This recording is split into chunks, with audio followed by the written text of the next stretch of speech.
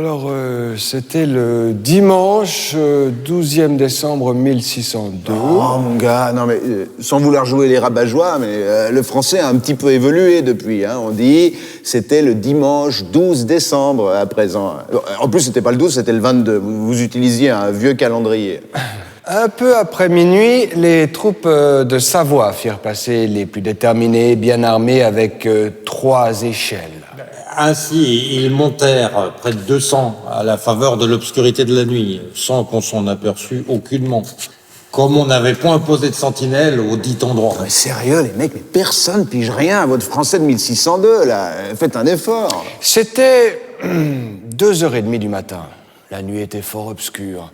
Une ronde passe peu après et, découvrant quelque chose, s'approche pour savoir ce que c'est. Qui va là ? Les attaquants renversent celui qui criait, mais le porte-lanterne s'échappe et commence à donner l'alerte. Les ennemis étaient déjà plus de 100 à être montés et ils avaient leur pétardier à la porte neuve pour y appliquer son pétard. Là ne se trouvait qu'une douzaine d'hommes au corps de garde, qui presque tous abandonnèrent la porte neuve. Les ennemis vinrent alors y mettre le pétard. Mais l'un de ceux de la garde, Isaac Mercier, avant de se sauver, fit tomber la herse, rendant la porte impossible à ouvrir.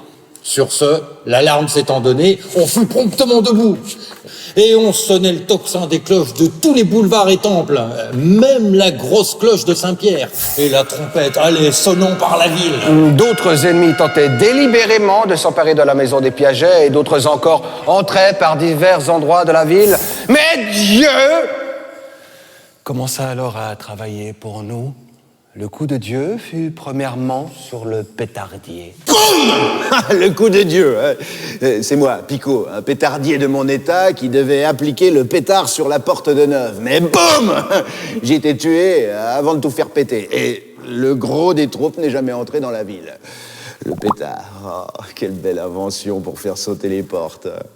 Non, on bourre un cornet en fonte avec de la poudre, on l'applique sur la porte avec un madrier, on allume la mèche et boum. Bon, pétardier, c'est un art dangereux, hein. Tout peut nous péter à la gueule. Et puis on est au pied des fortifications, hein, avec des gars qui nous canardent depuis le haut, d'où nos chapelles de siège, hein, des casques très épais et lourds, hein, dont l'armurier teste la solidité en tirant dessus. Boum. Et nos armures, hein, tout aussi épaisses, aux brassards courts, hein, pour manier aisément les explosifs. Les Genevois ont dans leur musée un tel équipement. Au 19e siècle, ils ont commencé à raconter que c'était le mien. Pour faire classe, quoi. Boum. Ces brigands, entendant que leur pétardier était tué et que conséquemment leur secours promis par d'Albini manquait et que les nôtres se renforçaient de minute en minute, commencèrent à regagner la muraille pour fuir. Alors, on tira le canon de la casemate du boulevard de Loi. Et ils commencèrent à s'enfuir. « Nous sommes morts !» hurlaient-ils. Enfin, ils furent repoussés. Plusieurs se jetèrent de la muraille. Il y en eut 54, tués fort furieusement, à coups d'albarde, pique et coutelas. On réserva 13 prisonniers en vie. Qui furent pendus et étranglés à long gibet sur les 2 heures après-midi.